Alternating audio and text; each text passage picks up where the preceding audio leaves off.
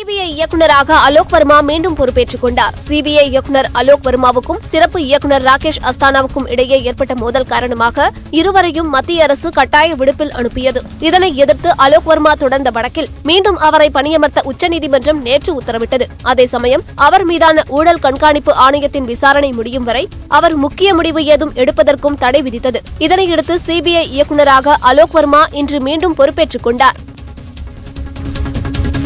பொருளாதாரத்தில் பின்தங்கிய உயர் சாதியினருக்கு 10% இடஒதுக்கீடு என்பது சமூக நீதி அடித்தளத்தை தகர்க்கும் சதி என்று மதிமுக பொதுச் செயலாளர் வைகோ கண்டனம் தெரிவித்துள்ளார். இது தொடர்பாக அறிக்கை வெளியிட்டுள்ள அவர், ஏற்கனவே மதிப்பெண் தகுதி என்று கூறிக்கொண்டு வாய்ப்புகளை அள்ளிக்கொண்டோர் தற்போது ஏழை என்று கூறி கீழ்சாதி ஏழைகளுக்கு உரியதையும் பறித்துக் கொள்ள திட்டமிடுவதாக குற்றம் சாட்டியுள்ளார். அடிக்கடி மாறும் பொருளாதார நிலையை இடஒதுக்கீட்டுக்கு அளவுகோலாக வைப்பது சமூக நீதியை புதைக்குழிக்கு அனுப்பும் மோசடி என்றும் வைகோ குற்றம் சாட்டியுள்ளார். மோடி அரசின் சட்ட திருத்தத்திற்கு அனைத்து கட்சிகளும் மாநிலங்களவையில் எதிர்ப்பு தெரிவிக்க வேண்டும் என்றும் அவர் வலியுறுத்தியுள்ளார்.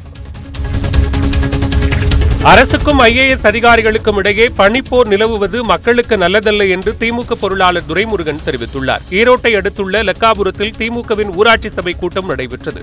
இதில் கலந்து கொண்டு பேசிய துரைமுருகன், அரசாங்கத்தை வழிநடத்தும் அதிகாரிகளுடன் அரசு நிர்வாகம் நல்லிணக்கத்துடன் செயல்பட வேண்டும் என்றார்.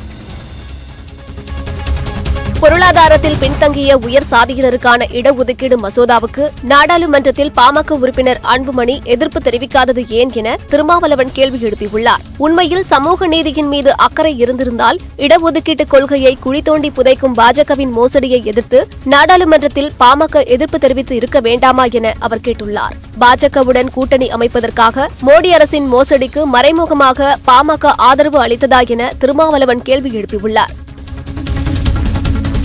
புதுச்சேரி அரசின் செய்தி மற்றும் விளம்பரத்துறை இணையதளம் ஓராண்டாக செயல்படாமல் இருப்பது துணைநிலை ஆளுநர் கிரண்பேடியின் ஆய்வில் தெரியவந்தது. செய்தி மற்றும் விளம்பரத்துறையில் பல்வேறு முறைகேடுகள் நடைபெற்று வருவதாக எழுந்த புகாரை தொடர்ந்து பெல்காம் வீதியில் உள்ள அத்துறையின் தலைமை அலுவலகத்தில் கிரண்பேடி ஆய்வு மேற்கொண்டார்.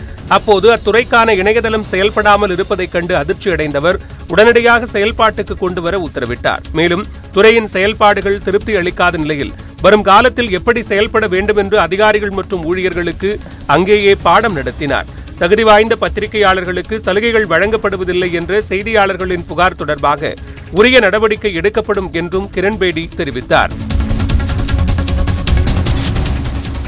தருமபுரியில் கடும் பனிப்பொழிவு காரணமாக கொண்டைக்கடலை அமோக விளைச்சல் கண்டுள்ளதால் விவசாயிகள் மகிழ்ச்சி அடைந்துள்ளனர். போதிய மழை இல்லாததால் கடந்த சீசனில் மானாவாரி பயிரான கொண்டைக்கடலை பயிரிட்டு ஏமாற்றமடைந்த விவசாயிகளுக்கு நடப்பு சீசன் கை கொடுத்துள்ளது. குப்பூர், கடகத்தூர் உள்ளிட்ட பகுதிகளில் கொண்டைக்கடலை ஏக்கருக்கு 600 கிலோ முதல் 900 கிலோ வரை மகசூல் கிடைக்கும் என விவசாயிகள் எதிர்பார்த்துள்ளனர்.